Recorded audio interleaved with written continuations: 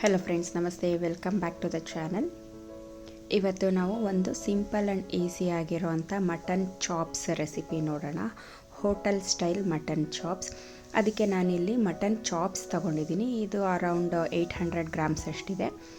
ಒಂದು ಅರ್ಧ ತೆಂಗಿನ ತುರಿಲಿ ಒಂದು ಕಾಲು ಭಾಗ ತೆಂಗಿನಕಾಯಿ ತೊಗೊಂಡಿದ್ದೀನಿ. ಅಂದರೆ ಅರ್ಧ ಹೋಳಲ್ಲಿ ಒಂದು ಕಾಲರಿಂದ ಒಂದು ಸ್ವಲ್ಪ ಜಾಸ್ತಿ.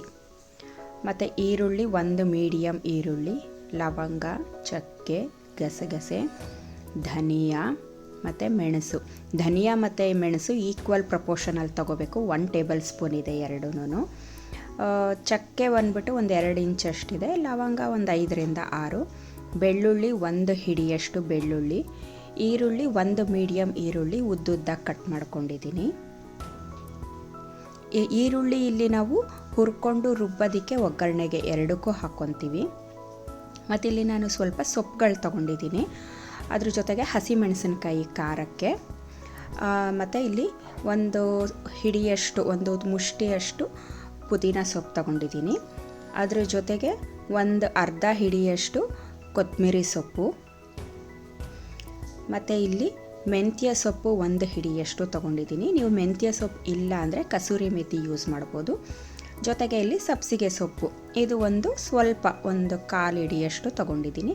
ಇದಿಷ್ಟು ಸೊಪ್ಪುಗಳು ಬೇಕಾಗತ್ತೆ. ಮತ್ತು ಜೊತೆಗೆ ನೀವು ಪಾಲಕ್ ಸೊಪ್ಪಿತ್ತು ಅಂದರೆ ಅದನ್ನು ಕೂಡ ಯೂಸ್ ಮಾಡ್ಬೋದು. ಒಳ್ಳೆ ಕಲರ್ ಬರುತ್ತೆ ಗ್ರೇವಿ.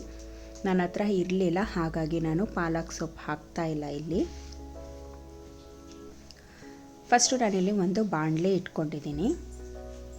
ಬಾಣಲಿಗೆ ನಾನು 1 ಟೇಬಲ್ ಸ್ಪೂನಷ್ಟು ಎಣ್ಣೆ ಹಾಕ್ತಾಯಿದ್ದೀನಿ. ಎಣ್ಣೆ ಸ್ವಲ್ಪ ಬಿಸಿ ಆಗಬೇಕು.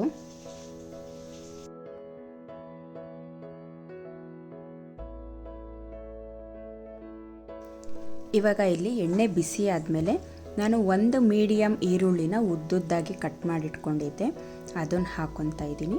ಈರುಳ್ಳಿ ಚೆನ್ನಾಗಿ ಫ್ರೈ ಮಾಡ್ಕೊಬೇಕು. ಆ್ಯಕ್ಚುಲಿ ಈ ರೆಸಿಪಿಗೆ ನಾವು ಏನೇ ಒಂದು ಹಾಕ್ಕೊಂಡು ಫ್ರೈ ಮಾಡಿದ್ರೂ ಅದು ತುಂಬ ಚೆನ್ನಾಗಿ ಫ್ರೈ ಆಗಬೇಕು. ಅದೇ ಇದಕ್ಕೆ ಕೀ ಪಾಯಿಂಟು. ನಾವು ಎಷ್ಟು ಚೆನ್ನಾಗಿ ಫ್ರೈ ಮಾಡ್ತೀವೋ ಇಂಗ್ರೀಡಿಯೆಂಟ್ಸ್ನ, ಅಷ್ಟೇ ಟೇಸ್ಟ್ ಬರುತ್ತೆ ಗ್ರೇವಿ. ಸೊ ನೋಡಿ, ಈ ಥರ ಚೆನ್ನಾಗಿ ಫ್ರೈ ಮಾಡಿಕೊಂಡು ನೆಕ್ಸ್ಟು ನಾನಿಲ್ಲಿ ಶುಂಠಿ ಮತ್ತು ಬೆಳ್ಳುಳ್ಳಿ ಹಾಕ್ಕೊಂಡಿದ್ದೀನಿ. ಆಮೇಲೆ ಬೆಳ್ಳುಳ್ಳಿನೂ ಅಷ್ಟೇ, ಬೆಳ್ಳುಳ್ಳಿನೂ ನಾವು ಹೆಚ್ಚಿಗೆ ಹಾಕ್ಕೊಬೇಕು. ಯೂಶ್ವಲಿ ನಾನ್ ವೆಜ್ ರೆಸಿಪೀಸ್ಗೆ ಬೆಳ್ಳುಳ್ಳಿ ಜಾಸ್ತಿ ಹಾಕಿದಷ್ಟು ರುಚಿ ಜಾಸ್ತಿ ಬರುತ್ತೆ. ಇವಾಗ ಇಲ್ಲಿ ನಾನು ಬೆಳ್ಳುಳ್ಳಿ ಮತ್ತು ಶುಂಠಿ ಜೊತೆಗೆ ಹಸಿಮೆಣಸಿನ್ಕಾಯಿ ಹಾಕ್ಕೊಂಡಿದ್ದೀನಿ. ನಾನಿಲ್ಲಿ 1/4 kg ಮಟನ್ಗೆ ಒಂದು 8 ಹಸಿಮೆಣಸಿನ್ಕಾಯಿ ಹಾಕ್ಕೊಂಡಿದ್ದೀನಿ. ಇವಾಗ ಈರುಳ್ಳಿ, ಶುಂಠಿ, ಬೆಳ್ಳುಳ್ಳಿ, ಹಸಿಮೆಣಸಿನ್ಕಾಯಿ ಎಲ್ಲನೂ ಎಣ್ಣೆಲೆ ಚೆನ್ನಾಗಿ ಬಾಡಿಸ್ಕೊಬೇಕು.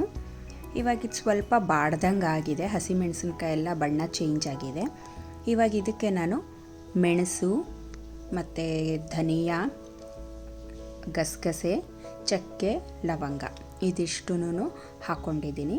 ನೀವು ಇದನ್ನು ಬೇಕಾದ್ರೆ ಫಸ್ಟೇ ಡೈರೆಕ್ಟಾಗಿ ಎಣ್ಣೆಲೂ ಹಾಕಿ ಫ್ರೈ ಮಾಡ್ಬೋದು. ಮತ್ತು ಮೆಣಸು ಅಷ್ಟೇ, 1 ಟೇಬಲ್ ಸ್ಪೂನ್ ಮೆಣಸು ಮತ್ತು 1 ಟೇಬಲ್ ಸ್ಪೂನು ಧನಿಯಾ ಕಾಳು ಇದಿಷ್ಟು ಹಾಕ್ಕೊಂಡಿದ್ದೀನಿ. ಚಕ್ಕೆ ಒಂದು 2 ಇಂಚಿಷ್ಟು, ಲವಂಗ ಒಂದು 5ರಿಂದ 6. ಇವಾಗ ನಾವೇನು ಇದು ಸಬ್ಸಿಗೆ ಸೊಪ್ಪು ತೊಗೊಂಡಿದ್ದೀವಿ ಅಲ್ವಾ, ಇದನ್ನು ಈ ಥರ ಸಣ್ಣದಾಗಿ ಕಟ್ ಮಾಡ್ಕೊಬೇಕು. ಅದರ ಜೊತೆಗೆ ನಾನು ಕೊತ್ತಂಬರಿ ಸೊಪ್ಪು ಸಹ ಈ ಥರ ಸಣ್ಣದಾಗಿ ಕಟ್ ಮಾಡ್ಕೊತಾ ಇದ್ದೀನಿ. ಎಲ್ಲ ಸೊಪ್ಪುಗಳನ್ನು ಈ ಥರ ಸಣ್ಣದಾಗಿ ಕಟ್ ಮಾಡಿಟ್ಕೊಳ್ಳೋಣ ನಾವು. ಇವಾಗ ಈ ಕಡೆ ಚೆನ್ನಾಗಿ ಫ್ರೈ ಆಗಿದೆ ನಮ್ಮದು ಇಂಗ್ರೀಡಿಯೆಂಟ್ಸ್ ಎಲ್ಲನೂ. ಇವಾಗ ಇದಕ್ಕೆ ನಾವೇನು ಸಬ್ಸಿಗೆ ಸೊಪ್ಪು ಕಟ್ ಮಾಡಿದ್ವಿ ಅಲ್ವಾ, ಸಬ್ಸಿಗೆ ಸೊಪ್ಪು ಹಾಕ್ಕೊತಾ ಇದ್ದೀನಿ. ಜೊತೆಗೆ ಕೊತ್ತಂಬರಿ ಸೊಪ್ಪು ಮತ್ತು ಪುದೀನ ಸೊಪ್ಪು ಇದಿಷ್ಟೂ ಹಾಕ್ಕೊತಾ ಇದ್ದೀನಿ.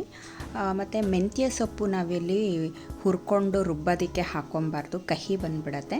ನಾವು ಅದನ್ನು ಒಗ್ಗರಣೆಗೆ ಹಾಕ್ಕೊಳ್ಳೋಣ. ಇವಾಗ ನೋಡಿ, ಈ ಥರ ಚೆನ್ನಾಗಿ ಫ್ರೈ ಮಾಡ್ಕೊಬೇಕು ಸೊಪ್ಪುಗಳೆಲ್ಲನೂ. ಇವಾಗ ಇದನ್ನು ಚೆನ್ನಾಗಿ ಫ್ರೈ ಆದಮೇಲೆ ನಾವೇನು ತೆಂಗಿನ ತುರಿ ತೊಗೊಂಡಿದ್ದೀವಲ್ವ, ತೆಂಗಿನ ತುರಿನೂ ಹಾಕ್ಕೊಂಡು ಚೆನ್ನಾಗಿ ಈ ಥರ ಫ್ರೈ ಮಾಡ್ಕೊಬೇಕು. ನಾನು ಮೊದಲೇ ಹೇಳ್ದ ಹಾಗೆ ನಾವು ಈ ರೆಸಿಪಿಗೆ ಇಂಗ್ರೀಡಿಯೆಂಟ್ಸ್ನ ಎಷ್ಟು ಚೆನ್ನಾಗಿ ಎಣ್ಣೆಯಲ್ಲಿ ಫ್ರೈ ಮಾಡ್ತೀವೋ ಅಷ್ಟು ರುಚಿ ಬರುತ್ತೆ ಗ್ರೇವಿ. ಹಾಗಾಗಿ ಸ್ವಲ್ಪ ಸಮಯ ಕೊಟ್ಟು ಚೆನ್ನಾಗಿ ಫ್ರೈ ಮಾಡ್ಕೊಳ್ಳಿ. ಮತ್ತು ಇವಾಗ ನೆಕ್ಸ್ಟು ನಾನಿಲ್ಲಿ ಸ್ವಲ್ಪ ಉಪ್ಪು ಹಾಕ್ಕೊಂಡಿದ್ದೀನಿ, ಅದ್ರ ಜೊತೆಗೇ ಸ್ವಲ್ಪ ಅರಿಶಿನ ಹಾಕ್ಕೊಂಡಿದ್ದೀನಿ. ಉಪ್ಪು ಮತ್ತು ಅರಿಶಿನ ಈ ಥರ ಹಾಕಿ ನಾವು ಫ್ರೈ ಮಾಡೋದ್ರಿಂದ ಗ್ರೇವಿ ಒಳ್ಳೆ ಕಲರ್ ಬರುತ್ತೆ. ಮತ್ತು ನಾವಿವಾಗ ಸೊಪ್ಪೆಲ್ಲ ಆ್ಯಡ್ ಮಾಡಿದ್ವಲ್ವ, ಈ ಟೈಮಲ್ಲೇ ನಿಮ್ಮ ಹತ್ರ ಪಾಲಕ್ ಸೊಪ್ಪಿತ್ತು ಅಂತಂದರೆ ಅದನ್ನು ಅಷ್ಟೇ ಸಣ್ಣದಾಗಿ ಕಟ್ ಮಾಡಿಬಿಟ್ಟು ಫ್ರೈ ಮಾಡೋಕ್ಕೆ ಹಾಕ್ಕೊಳ್ಳಿ. ಗ್ರೇವಿ ತುಂಬ ಚೆನ್ನಾಗಿ ಗ್ರೀನ್ ಕಲರ್ ಬರುತ್ತೆ. ಫುಡ್ ಕಲರ್ ಯೂಸ್ ಮಾಡೋ ನೆಸೆಸಿಟಿನೇ ಇರೋದಿಲ್ಲ. ಹಾಗಾಗಿ ಪಾಲಕ್ ಸೊಪ್ಪಿದ್ರೆ ಮಿಸ್ ಮಾಡ್ದಿರ ಹಾಕ್ಕೊಳ್ಳಿ.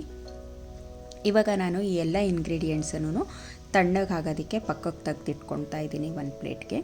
ಇವಾಗ ನಾನು ಮತ್ತೆ ಅದೇ ಬಾಣಲಿಗೆ 1 ರಿಂದ 2 ಟೇಬಲ್ ಸ್ಪೂನಷ್ಟು ಎಣ್ಣೆ ಹಾಕ್ಕೊಂಡಿದ್ದೀನಿ. ನಾನಿವಾಗ ತೊಗೊಂಡಿರೋಂಥ ಮೆಂತ್ಯ ಸೊಪ್ಪನ್ನ ಇಲ್ಲಿ ಆ್ಯಡ್ ಮಾಡ್ತಾಯಿದ್ದೀನಿ. ಮೆಂತ್ಯ ಸೊಪ್ಪು ಜೊತೆಗೆ ಸ್ವಲ್ಪ ಸಬ್ಸಿಗೆ ಸೊಪ್ಪು ಇದೆರಡೂ ಹಾಕ್ಕೊಂಡು ಚೆನ್ನಾಗಿ ಫ್ರೈ ಮಾಡ್ಕೊಬೇಕು. ಎಲ್ಲಿವರೆಗೂ ಫ್ರೈ ಮಾಡಬೇಕಂದ್ರೆ ಈ ಸೊಪ್ಪು ಹಸಿಯದೆಲ್ಲ ಹೋಗಿ ಈ ಥರ ನೋಡಿ ಕಲರ್ ಚೇಂಜ್ ಆಗ್ತಿದೆ, ಇಲ್ಲಿವರೆಗೂ ಚೆನ್ನಾಗಿ ಫ್ರೈ ಮಾಡಬೇಕು. ಇದಾದಮೇಲೆ ನಾವೇನು ಉದ್ದುದ್ದಾಗ ಕಟ್ ಮಾಡ್ಕೊಂಡಿದ್ವಿ ಒಂದು ಈರುಳ್ಳಿನ, ಅದನ್ನು ಇಲ್ಲಿ ಹಾಕ್ಕೊಂಡು ಚೆನ್ನಾಗಿ ಫ್ರೈ ಮಾಡಬೇಕು. ಸೊಪ್ಪುಗಳು ಮತ್ತು ಈರುಳ್ಳಿ ಚೆನ್ನಾಗಿ ಫ್ರೈ ಆಗಬೇಕು. ಇದೆಲ್ಲ ಚೆನ್ನಾಗಿ ಫ್ರೈ ಆದಮೇಲೆ ಮಟನ್ ತೊಗೊಂಡಿದ್ದೀನಲ್ವ, ಮಟನ್ನು ಅದನ್ನು ಹಾಕಿಬಿಟ್ಟು ಚೆನ್ನಾಗಿ ಅರಿಶಿನ ಹಾಕಿ ಫ್ರೈ ಮಾಡ್ಕೊಳ್ಳೋಣ. ಆಮೇಲೆ ಇನ್ನೊಂದೇನು ಅಂತ ಅಂದರೆ, ನಾವು ಯಾವುದೇ ಆಗಲಿ ನಾನ್ ವೆಜ್ ಈ ಥರ ಫ್ರೈ ಮಾಡೋವಾಗ ಫಸ್ಟು ನಾವು ಅರಿಶಿನ ಹಾಕ್ಬಿಟ್ಟು ಚೆನ್ನಾಗಿ ಹುರ್ಕೊಬೇಕು. ಉಪ್ಪು ಹಾಕಕ್ಕೆ ಹೋಗಬಾರ್ದು. ಉಪ್ಪು ಹಾಕಿದ್ರೆ ಏನಾಗುತ್ತೆ, ಅದರಲ್ಲಿರೋ ನೀರೆಲ್ಲ ಹೊಟ್ಟೋಗಿ ಟೆಂಡರ್ನೆಸ್ ಕಮ್ಮಿ ಆಗುತ್ತೆ, ಸಾಫ್ಟ್ ಇರೋದಿಲ್ಲ ಮಟನ್ನು, ಮತ್ತು ತುಂಬ ನಾರಾಗ್ಬಿಡುತ್ತೆ. ಹಾಗಾಗಿ ಉಪ್ಪನ್ನ ಲಾಸ್ಟಲ್ಲಿ ನೀರು ಹಾಕೋ ಟೈಮಲ್ಲಿ ಉಪ್ಪು ಹಾಕ್ಕೊಬೇಕು. ಮೊದಲಿಗೆ ಬರೀ ಅರಿಶಿನ ಅಷ್ಟೇ ಹಾಕಿ ಈ ಥರ ಚೆನ್ನಾಗಿ ಹುರ್ಕೊಬೇಕಾಗತ್ತೆ ಮಟನ್ನ. ನೀವು ಇದೇ ಇಂಗ್ರೀಡಿಯೆಂಟ್ಸ್ನ ಯೂಸ್ ಮಾಡಿ ಚಿಕನ್ನು ಕೂಡ ಮಾಡ್ಬೋದು, ಅದೂ ಅಷ್ಟೇ ತುಂಬ ಟೇಸ್ಟು ಚೆನ್ನಾಗಿರುತ್ತೆ. ಇವಾಗ ನೋಡಿ ಮಟನ್ ಎಲ್ಲ ಫ್ರೈ ಮಾಡಿದಾಗಿದೆ.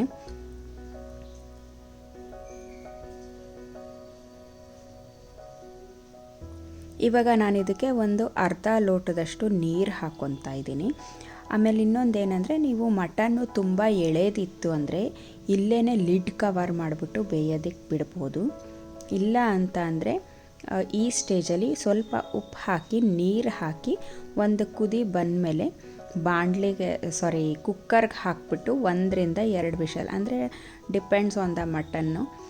ಮಟನ್ಗೆ ನೀವು ಎಷ್ಟು ವಿಷಲ್ ಹಾಕಿಸ್ತೀರ ಯೂಶಲಿ ಅಷ್ಟು ವಿಷಲ್ಸ್ ಹಾಕಿಸ್ಕೊಬೇಕಾಗತ್ತೆ.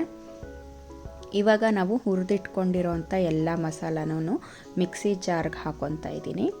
ಇವಾಗ ನಾವು ಸ್ವಲ್ಪ ನೀರು ಹಾಕ್ಬಿಟ್ಟು ಚೆನ್ನಾಗಿ ಫೈನ್ ಪೇಸ್ಟ್ ಆಗೋವರೆಗೂ ರುಬ್ಕೊಳ್ಳೋಣ. ಇಲ್ಲಿ ನೋಡ್ಬೋದು, ಇಲ್ಲಿ ಉಪ್ಪು ಹಾಕಿ ಒಂದು ಕುದಿ ಬಂದಿದೆ. ಇದನ್ನು ನಾನು ಕುಕ್ಕರ್ಗೆ ಟ್ರಾನ್ಸ್ಫರ್ ಮಾಡ್ಕೊತಾ ಇದ್ದೀನಿ. ನಾನಿಲ್ಲಿ 3 ಲೀಟರ್ ಕುಕ್ಕರು ಯೂಸ್ ಮಾಡ್ತಿರೋದ್ರಿಂದ ನಾನು ಇದಕ್ಕೆ ಒಂದು 4 ವಿಷಲ್ ಹಾಕ್ಸಿದ್ದೆ. ಸೊ ಆವಾಗ ಮಟನ್ನು ತುಂಬ ಚೆನ್ನಾಗಿ ಬೆಂದಿತ್ತು. ನೀವು ಇನ್ನೂ ಸ್ವಲ್ಪ ದೊಡ್ಡ ಕುಕ್ಕರ್ ಯೂಸ್ ಮಾಡ್ತಾ ಇದ್ದೀರಾ ಅಂತ ಅಂದರೆ 3 ವಿಷಲ್ಲೇ ಸಾಕಾಗತ್ತೆ. ಇವಾಗ ನಾನು ರುಬ್ಬಿಟ್ಕೊಂಡಿರೋಂಥ ಎಲ್ಲ ಹಸಿರು ಮಸಾಲೆ ಏನು ರುಬ್ಬಿಟ್ಕೊಂಡಿದ್ವಿ ಸೊಪ್ಪೆಲ್ಲ ಹಾಕಿ ಅದನ್ನು ನಾನಿಲ್ಲಿ ಹಾಕಿಬಿಟ್ಟು ಚೆನ್ನಾಗಿ ಮಿಕ್ಸ್ ಮಾಡ್ತಾಯಿದ್ದೀನಿ.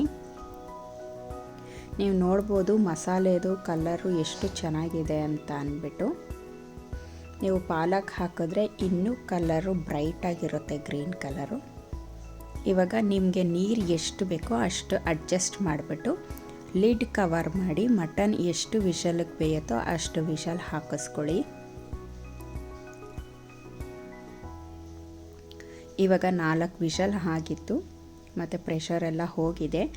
ನಾನು ಇವಾಗ ಓಪನ್ ಮಾಡ್ತಾ ಇದ್ದೀನಿ. ನೀವು ನೋಡ್ಬೋದು ಮೇಲೆಲ್ಲ ಎಣ್ಣೆ ತೇಲ್ತಾ ಇದೆ ಮತ್ತು ಕಲರೂ ಅಷ್ಟೇ ಹಾಗೆ ಬ್ರೈಟಾಗಿದೆ.